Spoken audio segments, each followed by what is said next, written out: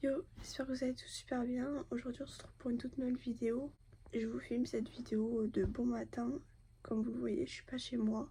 Mais j'avais vraiment un trop plein, il fallait que je vous parle tout simplement pour vous expliquer un peu la situation. Et je sais que ça risque d'arriver à certains d'entre vous parce que c'est les choses normales de la vie.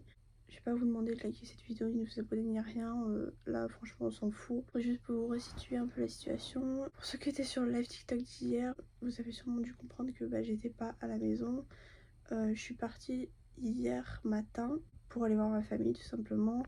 Roro de base devait m'accompagner mais du coup ça s'est pas fait. Enfin bref, c'était mieux pour nous deux que en gros il reste à la maison. Sachant que lui aussi il a de la famille de son côté, donc voilà, ça peut se comprendre. Mais c'est vraiment hyper difficile pour moi de me retrouver toute seule. C'est la première fois depuis quasiment un an que je pars sans Roro. Vous allez me dire ouais elle pleure pour ça et tout machin. Depuis que Kéline est partie, on s'est pas lâché une seule journée avec Roro. Ça fait un an, même depuis le début de ma grossesse, que on n'a pas été séparés.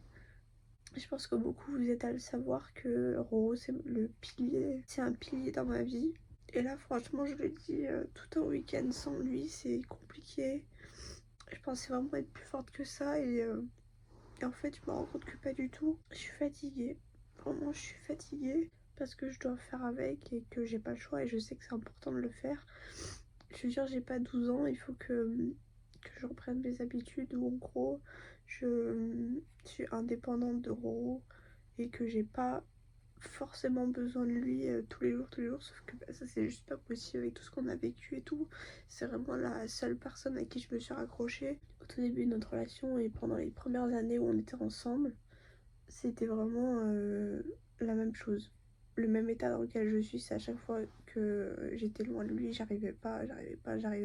Et en fait, j'avais réussi depuis ces dernières années à me détacher entre guillemets de lui, d'être indépendante, d'arriver à faire les choses par moi-même, de faire des activités toute seule. Et là, en fait, vraiment, je sais que c'est le fait de plus avoir Kéline qui fait que je me suis raccrochée à tout ce que je pouvais de lui. Et du coup, quand je suis loin de lui, je suis complètement démunie. Et je sais que c'est pas bien, je sais qu'il faut que j'apprenne à faire les choses de moi-même et tout, mais c'est hyper compliqué parce qu'il me manque. Et même s'il y en a beaucoup qui me comprennent, je sais que c'est le seul vraiment qui me comprend, qui me connaît par cœur et qui sait ce que je ressens même sans prononcer un mot, sans rien dire. Hier, je suis allée à une soirée avec ma famille et tout, et je sais que je suis quelqu'un d'un peu sauvage, que j'arrive pas trop à me sociabiliser. Et là, c'était clairement le cas. Je suis restée dans mon coin alors que clairement, j'aurais dû profiter de ma soirée.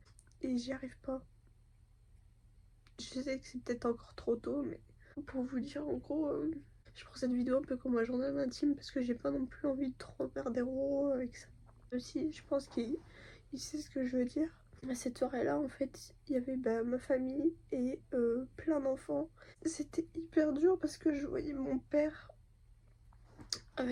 qui jouait avec ces enfants-là et je me suis dit que il aurait sûrement dû jouer avec Kéline. Et je pense que quand on perd un enfant, on se raccroche à tout.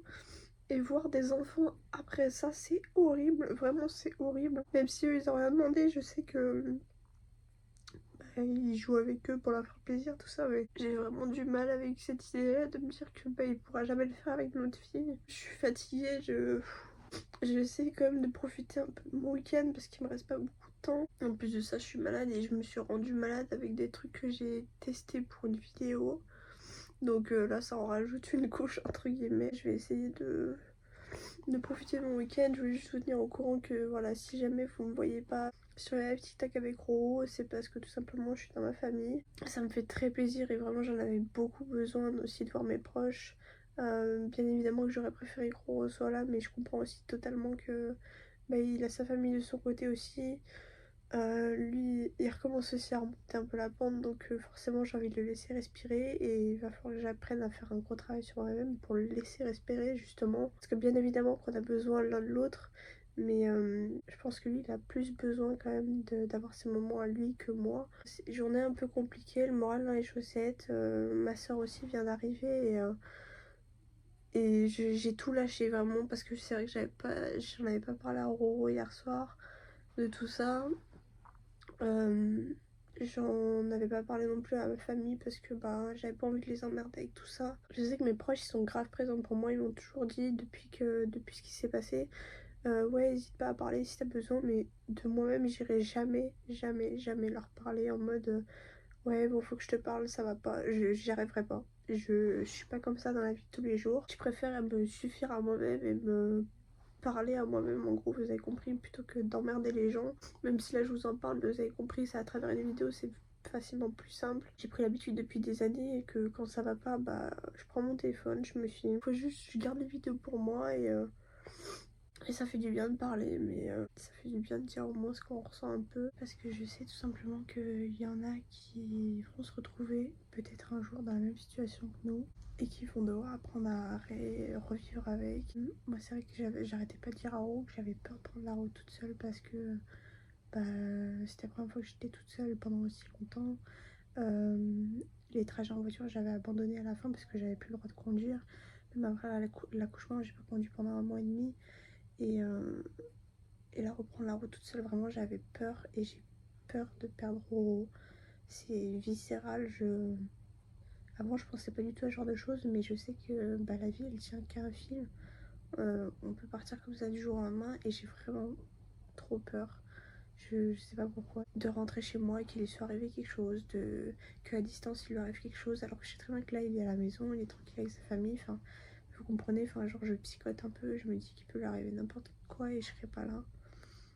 Et je sais que c'est dû à la perte de Kane que je pense comme ça, parce que bien sûr qu'avant j'y pensais, mais ça m'obsédait pas comme ça. En vrai, je pense que vous me comprenez et en tout cas pour tous ceux qui vont vivre la même chose que nous, je vous souhaite beaucoup de courage, d'arriver à reprendre votre indépendance chacun, d'avoir vos moments pour vous parce que c'est important. Même si là ça me fait pleurer sur le moment, je sais qu'il va me falloir des moments comme ça pour que je reprenne un peu mes habitudes et ma vie normale. Voilà, je vous fais plein de gros bisous et je vous dis à la prochaine pour une prochaine vidéo.